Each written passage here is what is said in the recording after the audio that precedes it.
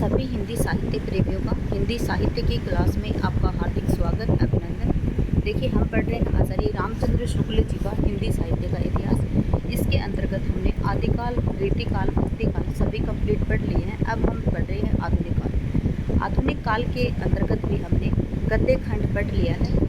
अब हमारी श्रृंखला है काव्य खंड से। इससे पहले हमने गद्य खंड पढ़ लिया है।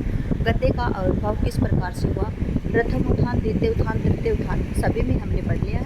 अब हम पढ़ रहे हैं काव्यधारा। काव्यधारा के जो प्रकरण 1 है, आधुनिक काल प्रकरण 1, उसमें हमने काव्य खंड पुरानी धारा के नाम से पढ़ा था। और अब हम पढ़ रहे हैं प्रकरण 2। प्रकरण 2 के अंतर्गत काव्य खंड, नई धारा और प्रथम उत्थान। प्रथम उत्थान का 1925 से 1950 है, ठीक है। कब तक है? 1925 से 1950 है, संवत 1925 से 1950। देखिए, प्रेमगंज जी तक हम पढ़ लिए थे। हमने पढ़ लिया था भारतेंदु हरिश्चंद्र जी के बारे में और प्रताप नारायण मिश्र जी के बारे में और प्रेमगंज जी के बारे में पढ़ लिया था। आज हम पढ़ेंगे ठाकुर जगमोहन दास के बारे में, ठीक है। किसके बारे में पढ़ेंगे? ठाकुर जगमोहन सिंह के बारे में पढ़ेंगे और बाकी आगे आने वाले गद्यों के बारे में पढ़ेंगे। यद्यपि ठाकुर जगमोहन सिंह जी अपनी कविता को नए विषयों की ओर नहीं ले गए थे। देखिए, जो ठाकुर जगमोहन सिंह जी हैं वो अपनी कविता को कोई नए विषयों की ओर नहीं लेके गए थे, पर प्राचीन संस्कृत काव्यों के प्राकृतिक वर्णनों का संस्कार मन में लिए हुए थे, ठीक है। प्राचीन जो संस्कृत काव्य हैं उनके जो प्राकृतिक वर्णन है उनका संस्कार अपने मन में लिए हुए थे। अपनी प्रेमचर्या की मधुर स्मृति से समन्वित विंध्य प्रदेश के रमणीय स्थलों को जिस सच्चे अनुराग की दृष्टि से उन्होंने देखा है वह ध्यान देने योग्य है। क्या है कि जो अपनी जो प्रेमचर्या है और प्रेमचर्या की जो मधुर स्मृति है उसके समन्वित विंध्य प्रदेश के रमणीय स्थलों को जिस सच्चे अनुराग की दृष्टि से उन्होंने देखा है वो ध्यान देने योग्य है। उनके द्वारा उन्होंने हिंदी काव्य में एक नूतन विधान का आवास भी दिया था। जिस समय हिंदी साहित्य का अभ्युदय हुआ उस समय संस्कृत काव्य अपनी प्राचीन विशेषता बहुत कुछ हो चुका था। इससे वह उसके पिछले रूप को लेकर चला था। प्रकृति का जो सूक्ष्म निरीक्षण वाल्मीकि, कालिदास और भवभूति में पाया जाता है वह संस्कृत के पिछले कवियों में नहीं रह गया था। देखिए, जो प्रकृति का सूक्ष्म निरीक्षण वाल्मीकि, कालिदास और भवभूति में पाया जाता है वह संस्कृत के पिछले कवियों, जो मतलब बाद के कवि हैं, उनमें नहीं रह गया था। प्राचीन संस्कृत कवि प्राकृत दृश्यों के विधान में कई वस्तुओं का संश्लिष्ट योजना द्वारा बिंब ग्रहण कराने का प्रयत्न करते थे। इस कार्य को अच्छी तरह संपन्न करके तब वे इधर उधर उपमा, उत्प्रेक्षा आदि द्वारा थोड़ा बहुत अप्रस्तुत वस्तु विधान भी कर देते थे, पर पीछे मुक्तकों में सूक्ष्म और संश्लिष्ट योजना के स्थान पर कुछ गिनी गिनी वस्तुओं को अलग अलग गिनाकर अर्थ ग्रहण करने का प्रयत्न ही रह गया था। प्रबंध काव्यों के वर्णनों में उपमा और उत्प्रेक्षा की भरमार हो चली थी। प्रस्तुत दृश्य गायब हो चला था। यही पिछला विधान हमारे हिंदी साहित्य में आया है, ठीक है। षट ऋतु वर्णन में प्राकृतिक वस्तुओं और व्यापारों का जो उल्लेख होता था वह केवल उद्दीपन की दृष्टि से, अर्थात नायक नायिका के प्रति पहले से प्रतिष्ठित भाव को और जगाने या उद्दीप्त करने के लिए होता था। क्या है कि जो षट ऋतु वर्णन करते थे उसमें जो प्राकृतिक वस्तुओं और व्यापारों का जो उल्लेख होता था वो क्या होता था? केवल उद्दीपन की दृष्टि से होता था। उद्दीपन क्या होता है? जो प्रतिष्ठित भाव होते हैं उन्हें जगाने की क्रिया क्या होती है? उद्दीपन होती है। तो फिर क्या होता था कि नायक और नायिका के प्रति, नायक या नायिका के प्रति पहले से जो प्रतिष्ठित भाव है उसको जगाने या उद्दीपित करने के लिए किया जाता था। आगे बढ़ते हैं। इस काम के लिए कुछ वस्तुओं का अलग अलग नाम लेना ही काफ़ी होता है। स्वयं प्राकृतिक दृश्यों के प्रति कवि के भाव का पता देने वाले वर्णन पुराने हिंदी काव्य में नहीं पाए जाते हैं। देखिए, जो पुराने हिंदी काव्य हैं उनमें जो प्राकृतिक दृश्य हैं उनके प्रति कवि का क्या भाव था उसका पता देने के लिए जो पुराने हिंदी काव्य हैं उनमें नहीं पाए जाते, ठीक है।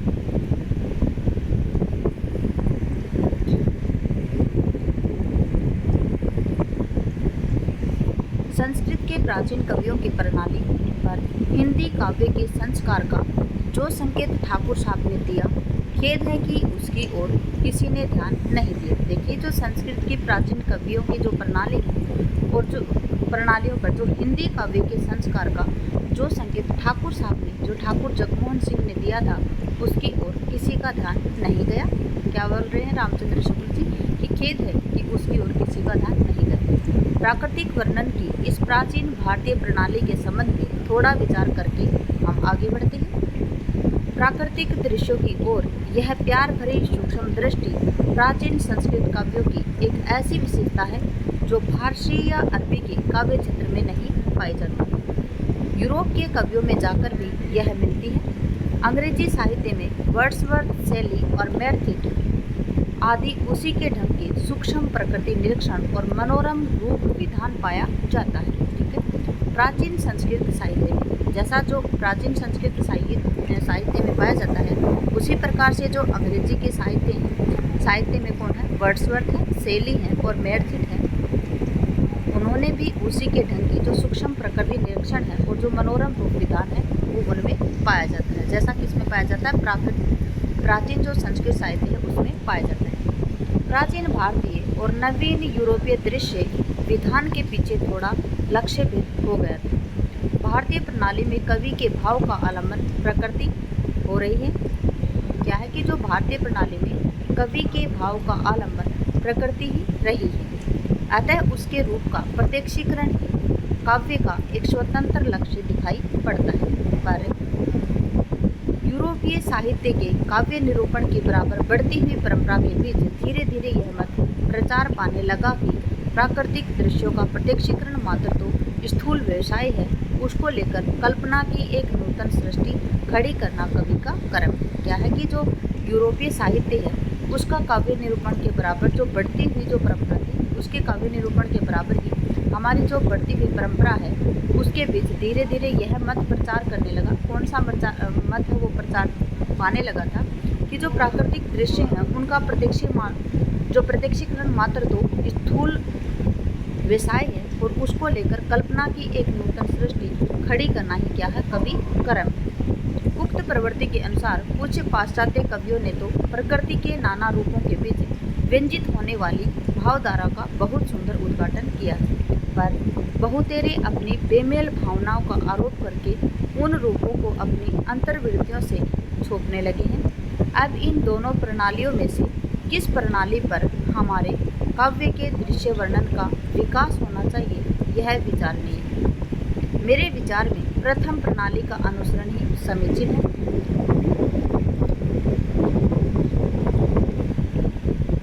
अनंत रूपों से भरा हुआ प्रकृति का विस्तृत क्षेत्र महामानस की कल्पनाओं का अनंत प्रसार है।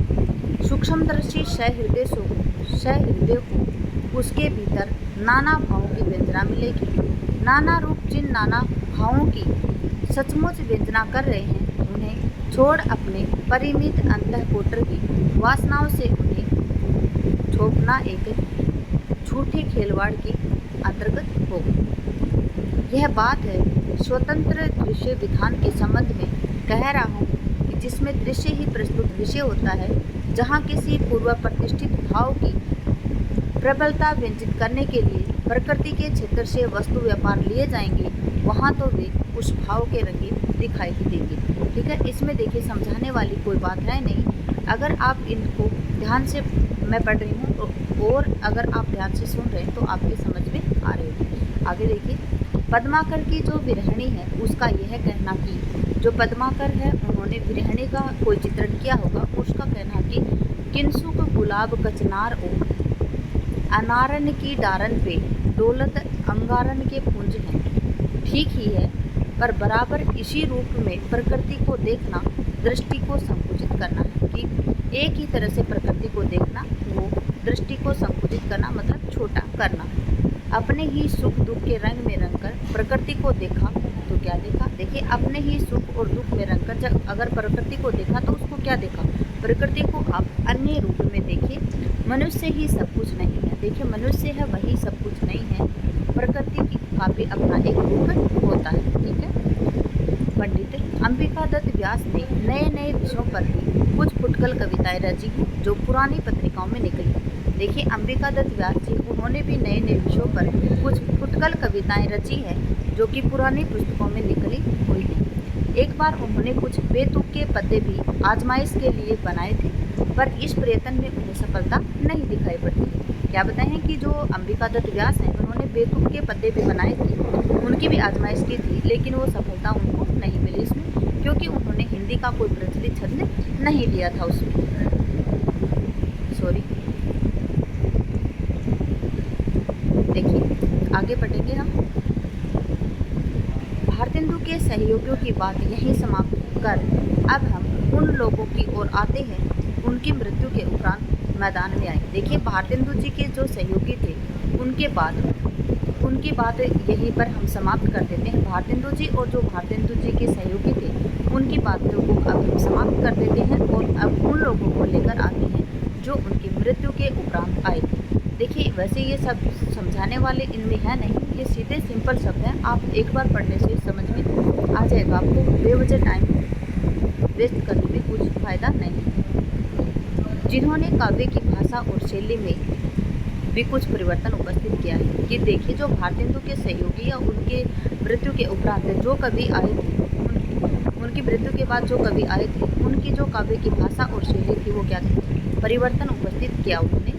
भारतेंदु के सहयोगी लेखक यद्यपि देश काल के अनुकूल नए नए विषयों की ओर प्रवृत्त हुए थे। जो भारतेंदु जी के जो सहयोगी थे उन्होंने क्या किया था, जो देश काल के अनुकूल नए नए विषयों की ओर प्रवृत्त हुए थे, पर भाषा उन्होंने परंपरा से चली आती हुई ब्रज भाषा ही रखी थी। ठीक है, आपको पता है कि भारतेंदु जी जो भारतेंदु युग है उसमें ब्रज भाषा का आधिपत्य था।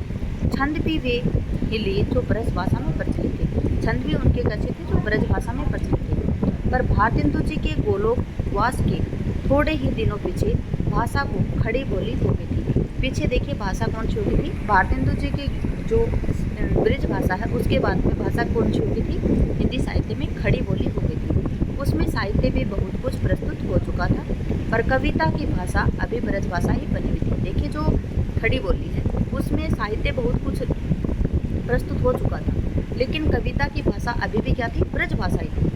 गद्य एक भाषा में लिखा जाए और पद्य दूसरी भाषा में, यह बात खटक चली थी। क्यों खटक चली थी, क्योंकि गद्य है वो खड़ी बोली में लिखा जाता था और पद्य वो किस बोली में लिखा जाता था, ब्रज भाषा में लिखा जाता था। ये बात लोगों को खटक चली। इसकी कुछ चर्चा भारतेंदु के समय में भी उठी थी, जिसके प्रभाव से उन्होंने दशरथ विलाप नाम की एक कविता खड़ी बोली फारसी छंद में लिखी थी।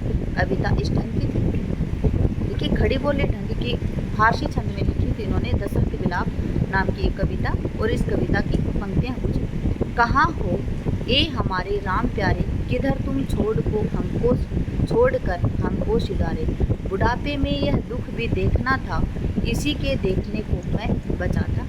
यह कविता राजा शिव प्रसाद सितारे हिंद हैं, उनको बहुत पसंद आई थी और इसे उन्होंने गुटका में दाखिल किया था। ठीक है, खड़ी बोली में पद्य रचना एकदम कोई नई बात नहीं। देखिए जो खड़ी बोली में पद्य रचना थी वो एकदम कोई नई बात नहीं थी। क्यों नहीं थी नई बात, कि देखिए खड़ी बोली में जो संपूर्ण जो खड़ी बोली है उसमें पद्य में रचना एकदम से कोई नई बात क्यों नहीं थी, क्योंकि गद्य में पहले से ही खड़ी बोली में रचना हो रही थी। तो पद्य में अगर रचना हो रही है खड़ी बोली में तो कौन सी नई बात है उसमें। नामदेव और कबीर ही रचना में हम खड़ी बोली का पूरा स्वरूप दिखा आए। देखिए नामदेव और कबीर जी हैं, उनकी जो भाषा है जो कि वो भक्ति काल से संबंधित थे, फिर भी उनकी बोली में क्या थी, खड़ी बोली का पूरा स्वरूप हम दिखा आए। यह सूचित कर चुके हैं कि उनका व्यवहार अधिकतर शतुकड़ी भाषा के भीतर हुआ करता था। शिष्ट साहित्य के भीतर परंपरागत काव्य भाषा ब्रज भाषा का ही चलन रहा है। ईसा ने अपनी जो रानी केतकी की कहानी है, हम पढ़ चुके हैं, जो रानी केतकी की कहानी है उसको उदयभान चरित भी कहा जाता था। इंशाअल्लाह की जो रानी केतकी की कहानी है ये 1798 से लेकर 1803 तक रची गई थी। कुछ ठेठ खड़ी बोली में पद्य के उर्दू छंदों में रखे थे। इसमें उसी समय में प्रसिद्ध कृष्ण भक्त नागरीदास हुए। नागरीदास तथा उसके पीछे होने वाले कुछ कृष्ण भक्तों में इश्क की फारसी पदावली और गजलबाजी का शौक दिखाई पड़ा है।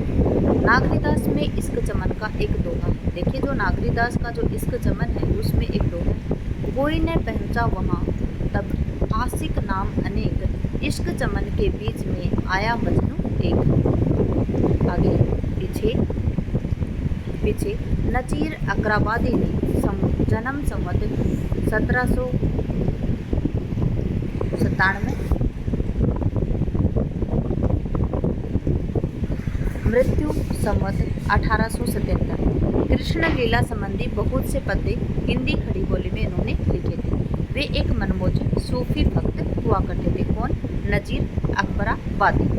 उनके पद्यों के नमूने इस प्रकार से: यारो सुनो या दधी के लुटिया का बालपन, ओ मधुपुरी नगर के बसैया का बालपन, मोहन स्वरूप नृत्य करैया का बालपन, बन बन में गवाल गोवे चरैया का बालपन, ऐसा था बांसुरी के बजैया का बालपन, क्या कहूँ मैं कृष्ण कन्हैया का बालपन। किसके हैं ये देखिए जो नजीर अकबराबादी हैं उनकी पंक्तियां हैं ये। और ये क्या थे? मनमोजी सूफी भक्त हुआ करते थे और इनके पद्य हैं वो किसमें थे? हिंदी खड़ी बोली में थे। ठीक है, किससे संबंधित है? कृष्ण लीला संबंधी पद्य हैं ये। और इनका जन्म हुआ संवत 1797 और मृत्यु हुई इनकी 1877।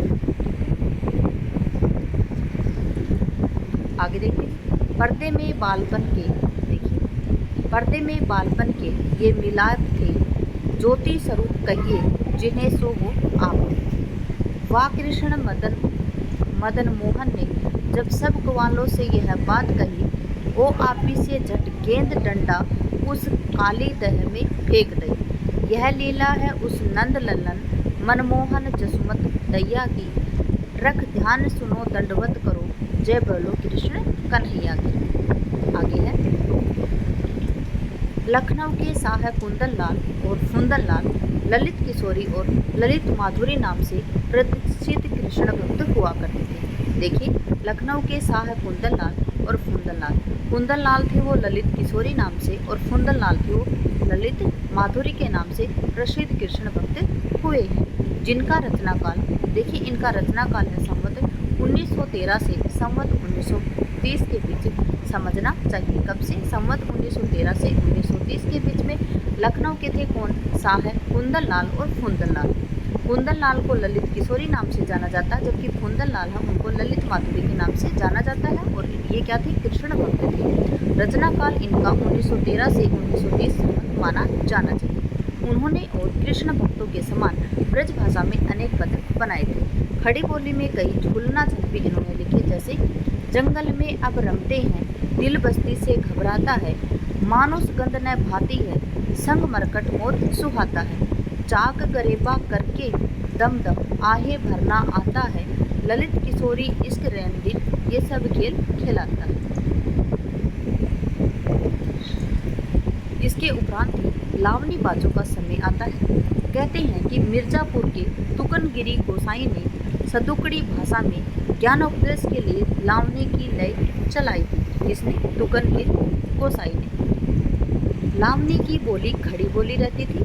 तुकनगिरी के दो शिष्य थे, रिसालगिरी और देव सिंह, प्रसिद्ध लावनीबाज हुए हैं। तुकनगिरी के दो शिष्य रिसालगिरी और देव सिंह प्रसिद्ध लावनीबाज हुए हैं, जिनके आगे चल के दो परस्पर प्रतिद्वंदी अखाड़े हो गए थे। रिसालगिरी का डर तुर्रा कलाया और अधिकतर ब्रह्मा ज्ञान रहता था। देवी सिंह का बाना सखी का बाना और उनका ढंग कलंगी कहलाया था, जो भक्ति और प्रेम को लेकर चलता था। रिसालगिरी का ढंग क्या कहलाया? तुर्रा। और जो देवी सिंह है उनका क्या कहलाया था? कलंगी। भक्ति और प्रेम लेकर चलता था। लावनी बाजों में काशीगिरी उपनाम, बनारसी का बड़ा नाम हुआ था। लावनियों के पीछे उर्दू के छंद अधिकतर लिए जाते थे। ख्याल को भी लावनी के लिए अंतर्गत समझना चाहिए।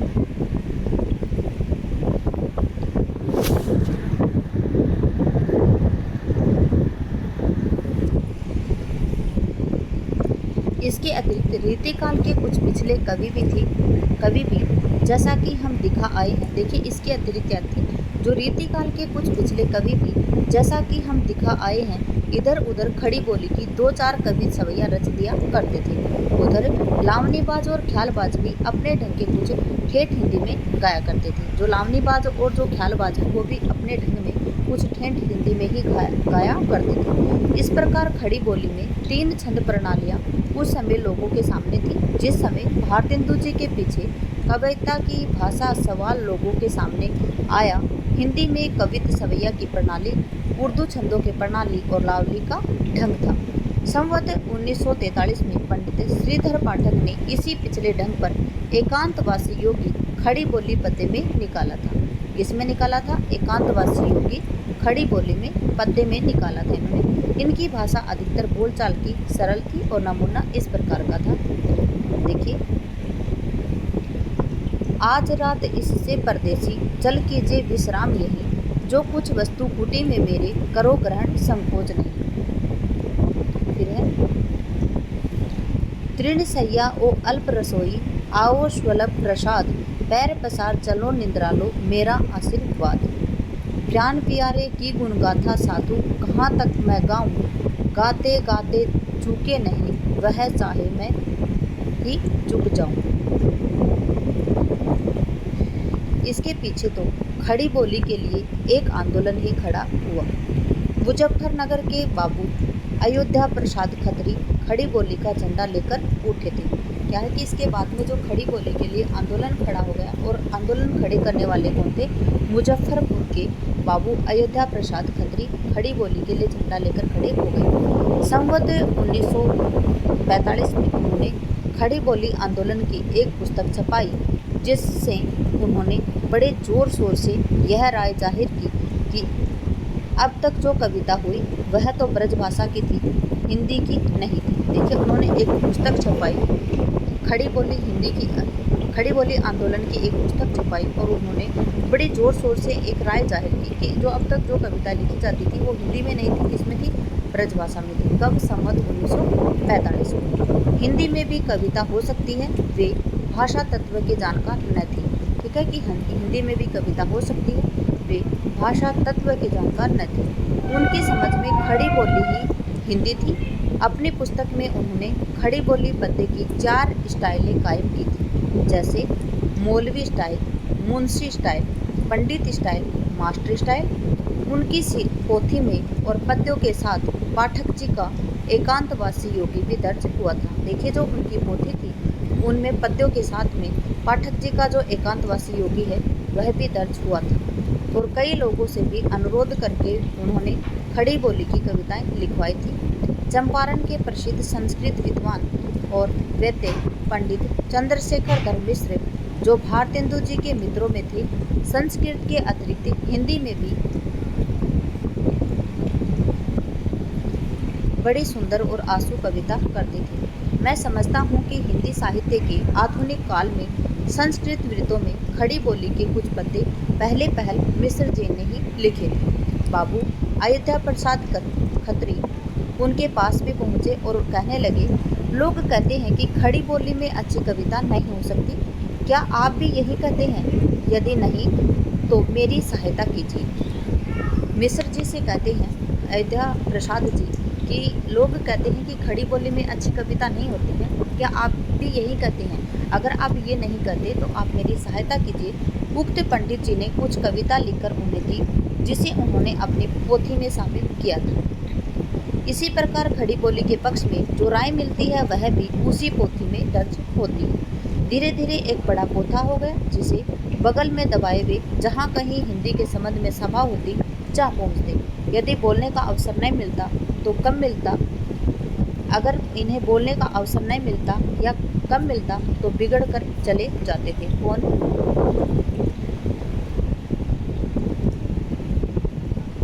अयोध्या प्रसाद सिंह जी। ठीक है,